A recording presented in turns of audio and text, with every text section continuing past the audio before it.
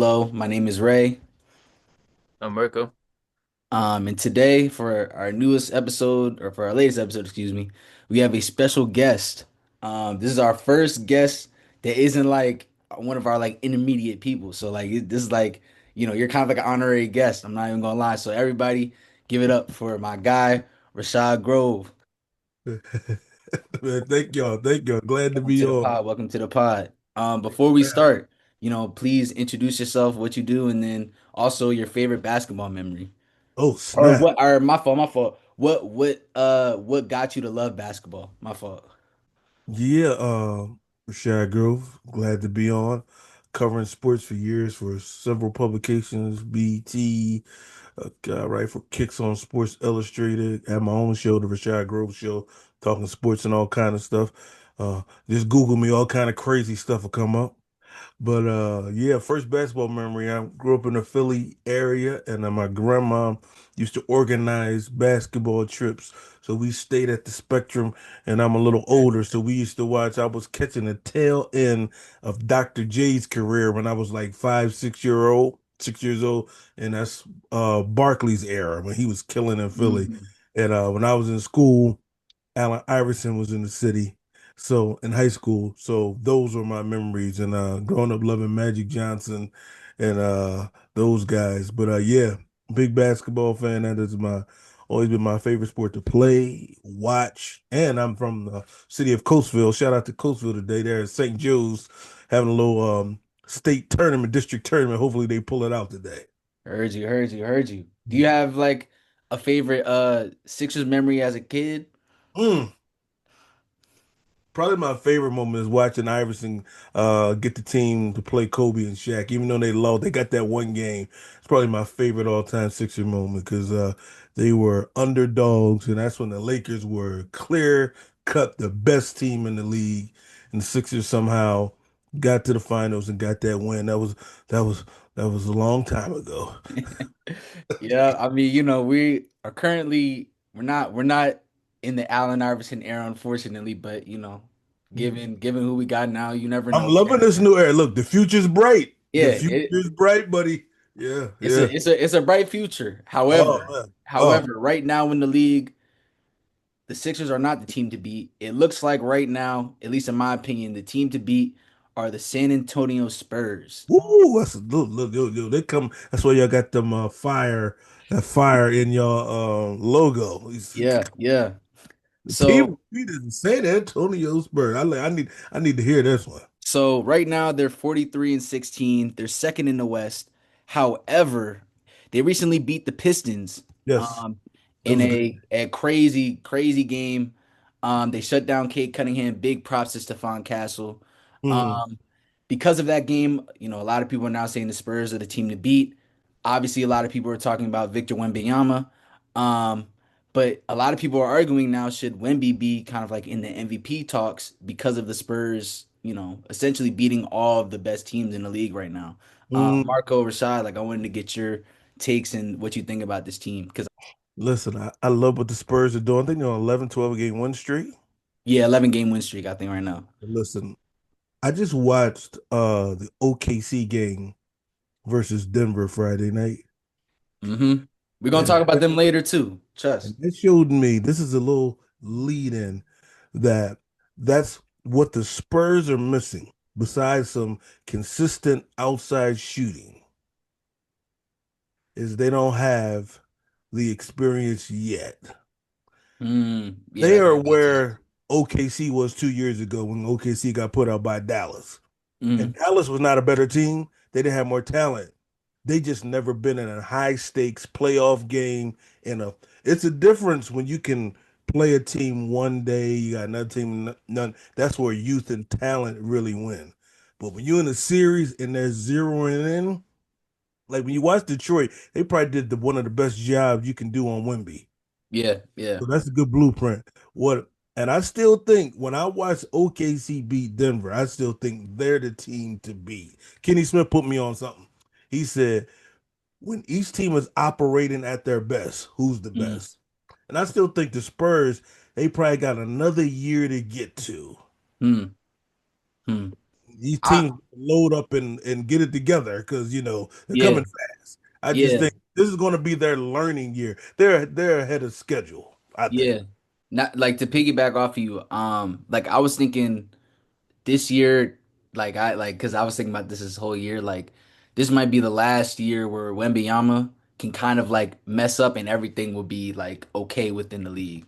Because I feel like next year onward, it's just gonna be straight dominance. Not to say like right now Wemby isn't a great player. I just think like, for example, in that Detroit game, like Stephon Castle was one of the biggest players in that game just because of his defensive presence. Um, you also want to point out guys like Dylan Harper coming off the bench, who's honestly like almost like a Cade Cunningham light, and also like veteran presences like Harrison Barnes. Hmm. Cole, you can tell me what you think, but I feel like yes, the Spurs are very like they're learning year, but they also have those guys that I feel like they can go to the next level. Um, but yeah, Uh, Personally, I still view the Thunder as the team to beat. I also think a little underrated part about the Thunder is they like haven't even really been all that healthy. Like Shea just missed a lot of games that's true too, too. and J-Dub is still out. He's suffered multiple injuries this year. Chet has missed a little bit of time, but not all that much time. And then AJ Mitchell, who's been um one of their better rotational guards this year, is like still missing time too, and that's part of the reason they brought in Jared, who's been playing well there as well. And they were able to close out that game in overtime against the Denver Nuggets, with Shea not playing any minutes in overtime because he's still coming back from an injury, and they just wanted to like keep his minutes as like low as possible. So to me, they are still the team to beat. And I agree with Rashad. In terms of the Spurs like not having the experience yet. For as highly as I think of Stephon Castle and how well he's played this year, his lack of a jump shot and his turnover problems this year might be tough in his first playoff series.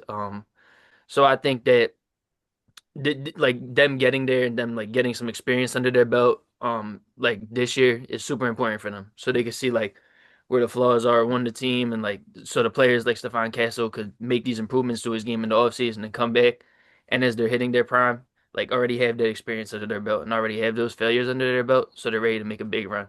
Hmm. Yeah, and why I say that I never seen in the history of basketball the same team go from not making the playoffs to making a deep run so fast. Only time you could the Boston Yeah, Celtics, but they traded and got you can't even count them anybody. You know they're gonna win the championship. You bring in Kevin yeah, Garnett and yeah, Ray Allen, but they yeah. have the same core go from because we watch OKC get slowly build it. And what's crazy about Shea, they even put him in that overtime. He came in and didn't miss a beat, and I was Facts, like, facts. I was like, he's still that guy. Yeah, yeah. Uh, Even though I think the Spurs, that's probably will be their toughest matchup just because they have the Harpers and you have so many athletic guards.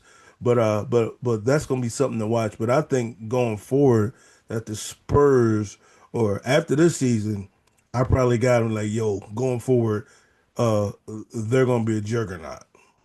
Yeah. And so obviously this next topic it's not going to be focused on, current dominant NBA teams. However, recently the NBA did announce that they're open to expanding the league.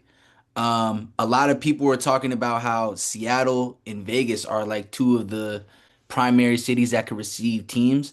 I wanted to get you guys' opinion on that, but also I wanted to ask you if there's a city that wasn't mentioned that you feel like should be added into that. So maybe they need to take that whole team out of Sacramento, just take them further north and give it to Seattle. I don't know what they're doing in Sacramento, but I think those are the two. I guess they had to take a team from the West, maybe New Orleans, and make them an Yeah, Eastern yeah, Conference team. Probably they were or yeah, Memphis, one of those two. yeah. I But think that's probably, the common sentiment, if I'm not yeah, mistaken.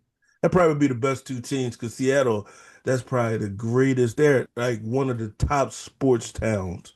You see, the Hmm. Seahawks just won. I'm a big baseball guy, so when I was watching Ken Griffey Jr., those fans up there, even the Supersonics, Yeah, yeah. but KD, that was his rookie season. He was playing Hmm. in Seattle. Maybe often forget that. That was like 16 years ago. So Yeah, I barely remember them in 2K. Like yeah, that was my man. only. reason as to why I know who they are. Like literally because of Yeah. Tupac. Well, Like when I was watching ball as a young bull, that was the like Gary like this their crowd. I always noticed their crowd was so different from other teams. So that'll be a great pick. Yeah, in Vegas, I don't there's always rumblings, LeBron James has been pushing for that. yeah, So if they expand, if Commissioner Silver says they're going to expand next year and LeBron retires, that's a signal that Vegas may be getting that team. that's true. That's true. So do you have a like almost like a dark horse city team or a city that should get an NBA team? And then Cole, you can, piggyback. I was just talking to my folks at the CIAA. It was in Baltimore. I was like, man, why don't Baltimore have a team? It's Interesting. a great sports Interesting. town. Interesting. I don't know about the DMV and all that. I'm not Yeah, as well yeah, versed. I don't want to mess up to my DMV. I'm sorry about that. I know y'all take the Baltimore yeah. thing.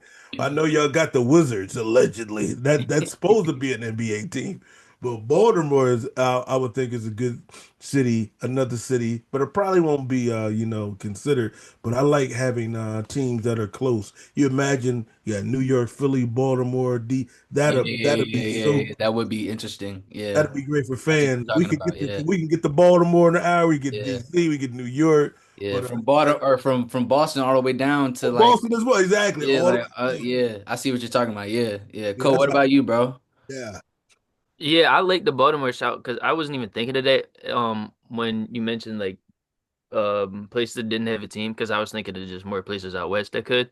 Mm. But no, like I don't like league expansion. It should be cool. We've seen it in our lifetime. It was like 2004, but we were like me and you were 3 years Yeah, old. yeah, Like yeah. I don't remember that at all. So like Hold on, all this talk of like league. who was Hmm? the last expansion that It might year? have been, was it Charlotte? Oh Was yeah, the Bobcats? you're right. Um. You're right. Oh yeah, I forgot all about that. The Bobcats. Okay. Man, Okay. Yeah, yeah, okay. Yeah. So I don't. So yeah, like hearing all this talk about like league expansion and stuff. Like since I don't remember the last one, it was the Bobcats. By the way, I did look that up. That. Yeah, since I don't even remember the last one, it is like a little bit of a foreign concept to me, like seeing how this all play out with like the draft and all that. But I am excited for it. Like and I think giving Seattle back like their team is the right thing to do because as far as I understand, it had nothing to do with like the fans not showing up or anything like that. It sounds like they were very well supported. It sounds like it was just a ownership decision to like move them to Oklahoma City. So I think that's like the right thing to do to get them back a team and like across all sports you see Vegas like getting a team with hockey and with baseball now and with football. So yeah, this seems like the logical choice for them to get a basketball team as well. Yeah. So I was gonna suggest like two cities potentially. And I could get you like if y'all have any opinions on it, let me know. So the first city I was thinking about is actually similar to Baltimore. I was thinking about Richmond, Virginia. Richmond. Yeah. Ooh, Just cause like, Virginia, Virginia's a big area. I got big family in state. Virginia, Big you state know. too. Yeah, so that was like one idea I had. The other idea I had was St. Louis. Ooh, Yeah. big Or sports or town. Kansas City. I don't I was You thinking about know, back in the day, that's where the Clippers come from. Oh, No, I didn't know Kings. that. Sacramento Kings Oh, from oh yeah, Kansas yeah, yeah, I City. think I did know that. Yeah, yeah, yeah. Because they Yeah, got the Kansas the City. Rochester jerseys, right? Yeah, Yeah. they went from Rochester. That's where Oscar Robertson. And we going deep in some basketball history today. Hey man, Then that's in what we do. Kansas City was yeah, Kansas. They moved from Kansas City to Sacramento. Hmm. But Hmm. Okay. that St. Louis, Kansas City area, that's great sports town right there. Okay. And Okay. remember, I was reading about last year they were threatening at least trying to take the Wizards to Virginia. I think I saw something about that. Bradley Bill came out and like Yeah, keep yeah, I there. barely remember that. I Yeah. thought that's what you was leading on. I was like, well, they're gonna take on the Virginia. That's a big place, Yeah. though. Cody, I don't know if you remember that, Code, but I remember it was like they said it was like right before he got traded, right? It might Trying have to been get like a a year before or stadium, something like that. I think they're trying to leverage him to get a new stadium in DC. Yeah, yeah, Yeah, yeah, Okay, yeah, that yeah. makes sense. Yeah, it's they probably like way cheaper there. Oh yeah, man. And Yeah, yeah, that makes a yeah, lot of sense. Virginia, great sports state. Don't have the big marquee city, quote unquote. But I don't think you need OKC is proven you don't need that Hmm. to really be Hmm. successful. I'm hearing, I don't know if this is right. There's no direct flights in the OKC. Now, Didn't if know they can that. build a championship team and you can't even fly there directly, anything can happen. Yeah, yeah. I feel like to piggyback off of you, like this finals proved it. Like Yeah, Indiana and OKC are exactly. random, respectfully, they're random cities, Yes, but the yeah, fact that you see all the support that these cities have, garnered for those two teams, it's definitely possible within the US. yeah. So this kind of I wanted to actually ask you about when it comes to this expansion, right? There's a rule in place that teams are supposed to save 8 players on their team, right? And though that makes sense to me, I actually wanted to ask you guys what did you guys feel like about this, because I feel like we're at the point in the NBA right now where the talent threshold isn't like the gap isn't as big as it used to be. And I feel like this year could be like the perfect year to not have that rule in place, because it also gives the opportunity for like, G League players to get into the league, it also allows you to, not worry about players, moving everywhere, players complaining, because, you already have enough personnel within the league. But I wanted to get you guys' opinions on it, because like I feel like again, this is the first year where the talent in the league is so similar and so close where you don't necessarily need to, you know, have players up for a draft. You can just sign free agents and stuff like that. That's a great take right there. Because last expansion before Charlotte, I believe 96, Vancouver and Toronto. That makes sense. Vancouver, big mistake. And they used to have they took like they was in Memphis like in 3 years. They just I didn't know that was that fast. I don't know what was I don't know what was the thinking behind that one. But I remember like even show my age when I was young when the Heat in Orlando first came. Here's how crazy it Mm, used to be. The mm, Detroit Pistons won the championship that year. And Rick Mahorn, who's on NBA TV on weekends, mhm. they like they had to protect certain players and they didn't protect him. They won the championship the next day.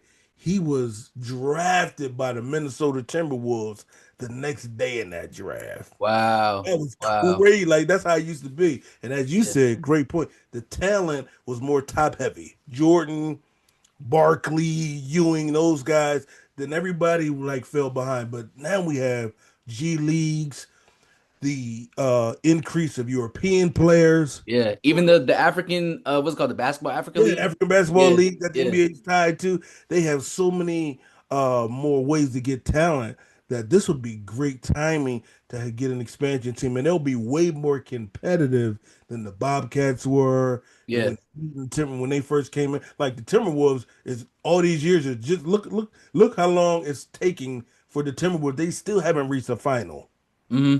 and they've been in the league going on over 30 years. It's But true. a That's new true. expansion team with the talent crop in the world today and accessibility of these athletes, I think could really make some major moves. Yeah. Cole, what you think about that, bro? I think it's still important to like allow them to take people from other teams. Like, and I'm basing this off of like, Mm. I think our two-way guys are pretty good. Our two-way guys are Dalen Terry, Marjon Beauchamp, and who's the other one? Tyrese Martin. Our two-way guys. Like they just played a G League game yesterday, I believe. Yeah. And Yeah. Dalen Terry had 20, Tyrese Martin had 22, and Marjon Oh Beauchamp yeah, he had had 40. 40. Yeah, he had Yeah. 40. And then Justin Edwards, who's not a two-way guy, but he's on a standard contract, had 32. And like with all due respect to these guys, they're all really good players in their own right and could be really good role players in the league. I think building a team around like those guys would be like very, very difficult.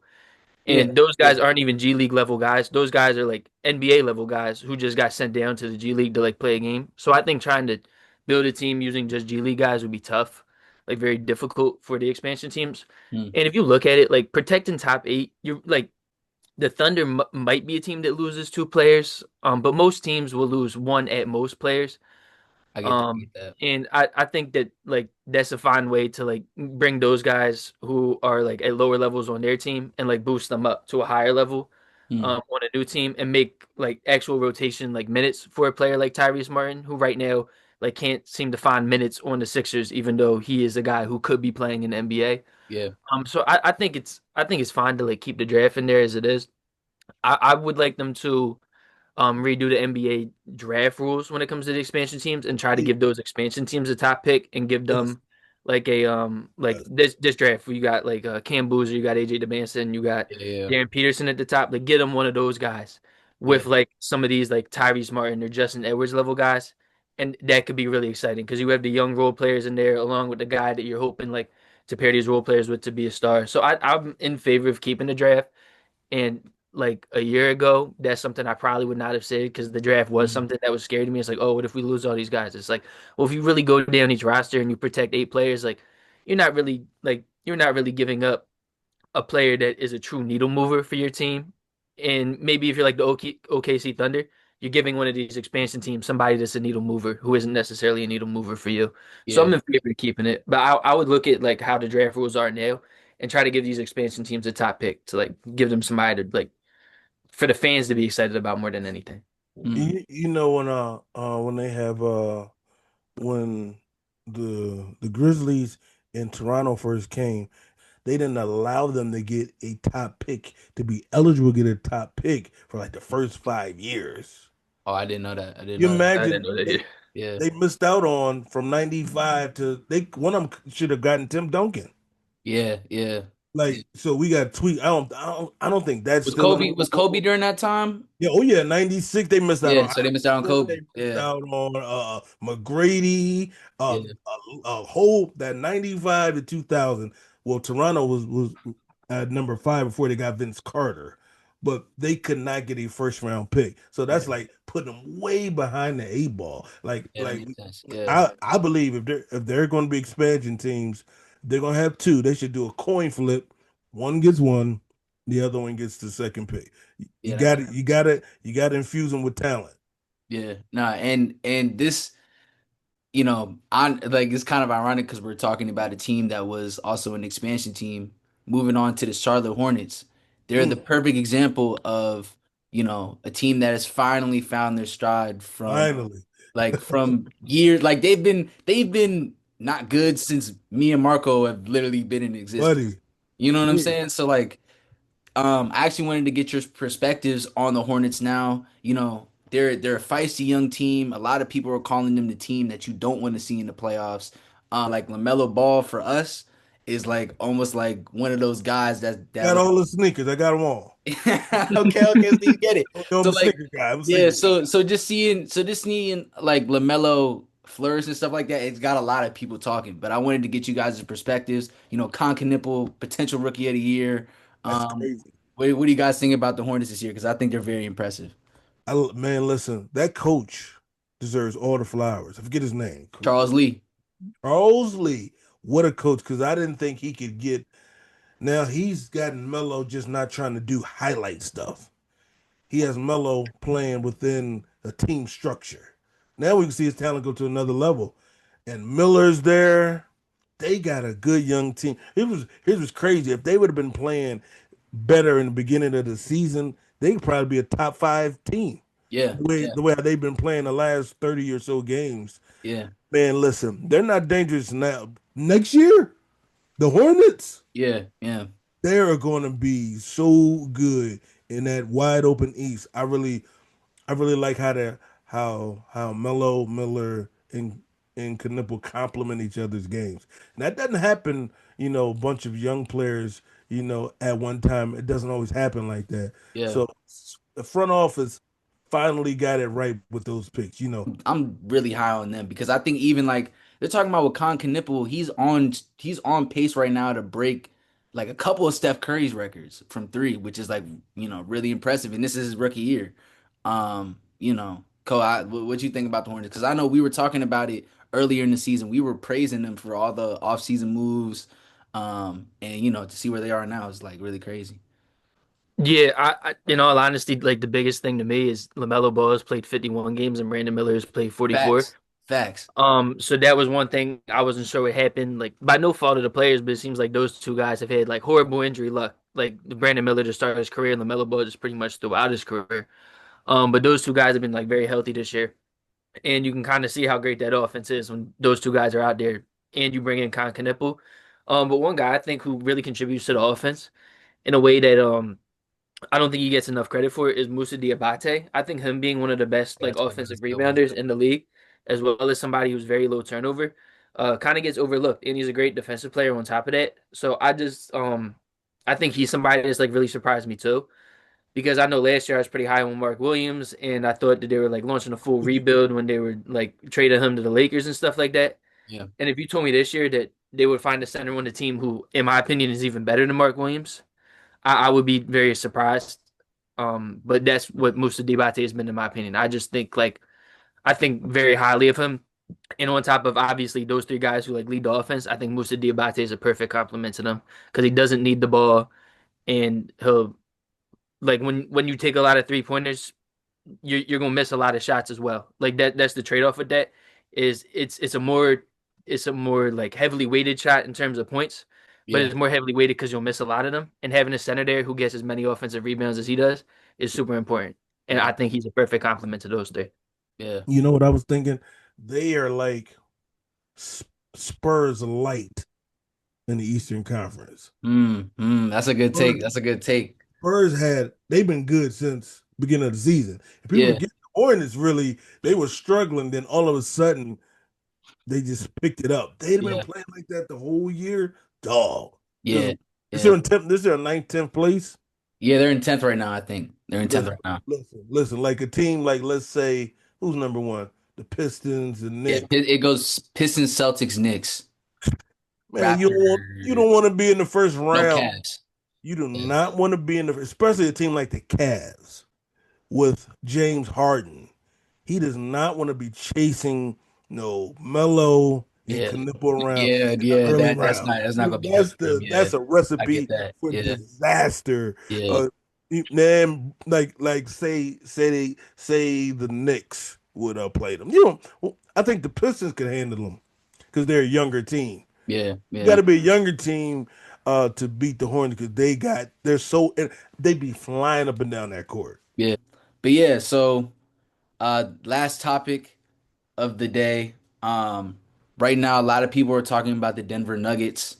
Obviously, Jokic, their star player, Nikola Jokic, is coming off of a crazy injury. I wanted Mm, to pull up something that I saw on Reddit because they talked about his stat line like before the injury and post injury because a lot of people were talking about, mm, if the Nuggets should continue to rest Jokic. His efficiency uh, during his first 32 games was 61% from the field, 67% from two, 44% from three, and now his most recent 12 games after the injury, it's 48% from the field, 54 from two, and 33% from three. Now he's mm. averaging a lot of triple doubles and stuff like that, but his touch is something that a lot of people are talking about, and they're saying that it could definitely harm them in the future. In my opinion, I feel like the Nuggets shouldn't rest Jokic because right now we're in a point of the season where it's like, it's the playoffs. Playoff shape is a thing. Aaron Gordon's already out. I know they played better without Jokic. I mean, not better without Jokic. They played well without Jokic. You've seen players like Peyton Watson step up, but obviously, like this team is at its best with Jokic on the floor. But I wanted to get you guys' opinion on whether the Nuggets should rest or play Jokic. I think they should be looking on that calendar. If it's a Sacramento game, I hold them out.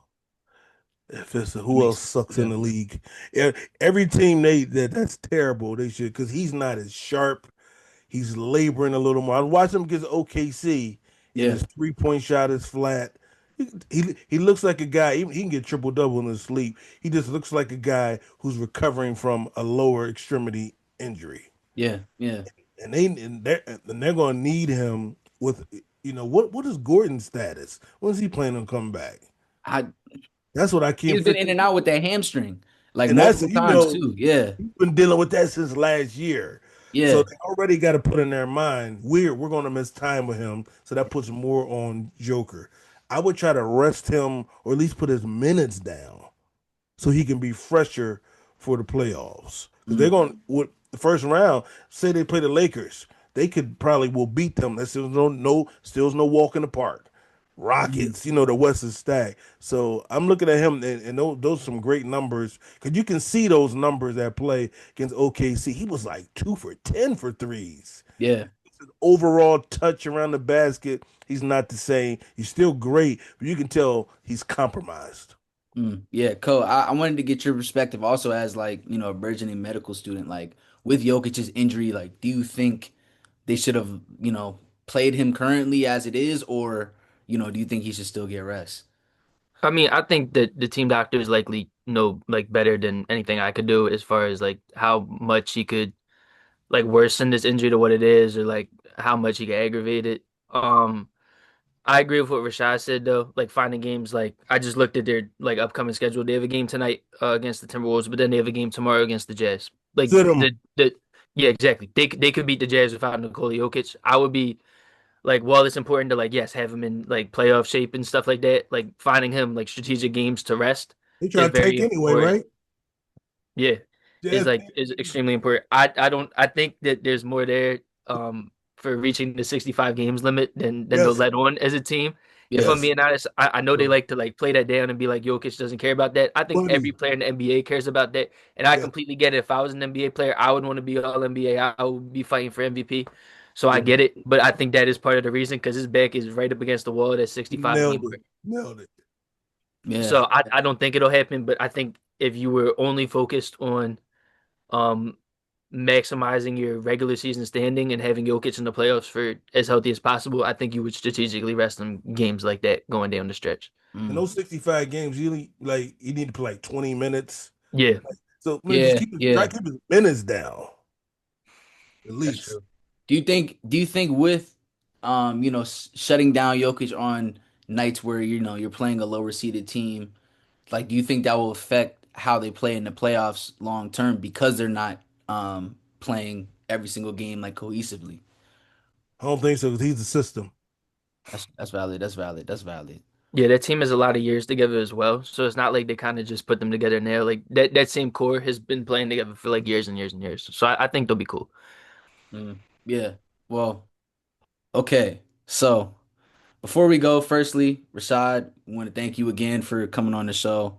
Really appreciative, because we're such a small podcast. Oh, But thank normally what we do on every episode, we like to ask our guests a question. And my boy Co, he's our question of the day you. Uh-oh. person. So, Scared. Co. I'm nervous. Okay.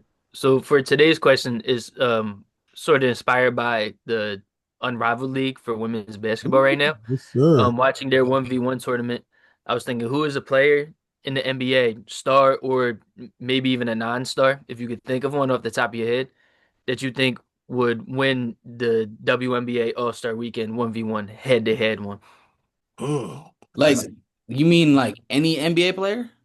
Any NBA player, you could pick star, you could pick role player, like anybody that you think could win one. Currently in the league, right? Currently in the league, yeah, if they had it like this season, who do you think would have won it? And they're playing WNBA players? No, they're playing the other NBA players. Like if Oh, the okay, NBA okay, just okay, had their okay, own. okay, okay, okay. That was gonna change my answer for sure. I Um, I don't see nobody beating Kevin Durant one on one. That was gonna be my answer if you include the stars as well. Yeah, He's 6'12", man. That's tough to how you gonna beat somebody 6'12" out there dribbling like that? Kevin Durant, yeah. I I can see I can see him beat Wimby. I can see that. I can see that. Yeah. I wanted to piggyback off of you, like a guy who I feel like might be able to hoop on a one-on-one scenario. I feel like I got De'Aaron Fox because Interesting. he's quick. He's quick, so it's like all you need is that one move, that Right. burst of speed. You know what I'm saying? Like, Yeah, but I forgot because the way how Unrivaled it's a full court, right? yeah, yeah, I think so, When or they at least do a the one half on court. It's at least a it, half it, court. it's a half court, but it's unlimited dribbles. So it's oh you get like 10 seconds, but you could do like yeah, 15 dribbles just like you can in those that Gotcha, seconds. part. gotcha. Now the Maxis of the world and the Foxes, that 10 seconds, that'll Yeah, be a game yeah, changer. But I yeah. just think it's tough for a guy. Kevin Durant has so many difficult shots. He's a him he is a one-on-one. I think him and James Harden as my number two would be my picks. Heard you, heard you. Cole, who you got, bro? Um, I think I gotta go KD as well, but I do think one flaw in my thinking could be that I'm looking at it from like a three dribbles perspective because I feel like when I'm playing like 1v1 or King of the Court, it's usually Yeah. like a three dribbles thing. And I Yeah. think if you limit it to three dribbles, I don't think anybody's beating KD. Oh, But you I mean? feel what you're saying with like De'Aaron Fox or Maxey. Like if you give them the whole floor and you give them 10 seconds, Oh like my. it would be nearly impossible to stay in front of them in those 10 seconds. But I think I'll still stay with KD. Mm. Um, just like the amount of years we've seen him in the league, the amount of ways he has to score, whether that be at the rim from three. And he's not a poor defensive player either, so I could see him sitting in that chair and getting a few stops when he needs to as well. Mm. Listen, Yeah. listen, listen. Thing with KD and don't beat him because you know he may be talking about you on those alleged burner jokes. Allegedly, allegedly, allegedly. I was waiting for the first KD burner joke to come on this Oh, podcast. I was waiting for it. I was like, where are we gonna get that's one? all I can think about when I see him now, man. Oh man. Oh my God. But yeah, Rashad, thank you so much for coming on to this podcast. We had a great time. Man, I thanks feel for like we having learned a lot today about basketball, especially like, you giving us the history on draft expansions and stuff like that. me. Oh yeah, man. Um, our basketball is focused on educating the youth through basketball and health. Through this podcast, That's what is a message that you'd like to send to the younger viewers that are looking at the pod? yeah, man. Just make sure you listen. Just get out there and play some ball. You don't have to be a No, that's real. specialist. You don't have to be like all you shoot is threes. Just go get a pickup game. Just have some fun and just enjoy and develop a love for the game. Man, that's a great message, man. Love the Game Pod, episode 29, featuring Rashad Grove. Thank you everybody for tuning in. Anything you want to say before we go, bro? No, I just appreciate you for coming on. I think this is like the most I've like learned from a guest on the Oh, show too, like in terms of like basketball history and stuff too. So this is oh, definitely an I interesting one. appreciate I enjoyed this one. I appreciate that. Glad to be on with y'all. And I learned from y'all as well. You know, y'all had deficiency numbers down. See, y'all, I knew Marco was gonna have the analytics. I did have that one pulled up for the Musa Diabate stuff, Yeah, I was especially. like, I what ain't if gonna I was lie. like, man, I was like, I need him on my team with that. But yeah, man, thank you so much. Everybody, please like, subscribe, share, and hype if you can. Let the game pod. We're gonna keep continuing coming crazy. Rashad, obviously you can come back on the pod whenever you want. Just Let let me us know, know. . I would love to, man. Thank y'all. For sure. Everybody have a good one. Yes, sir.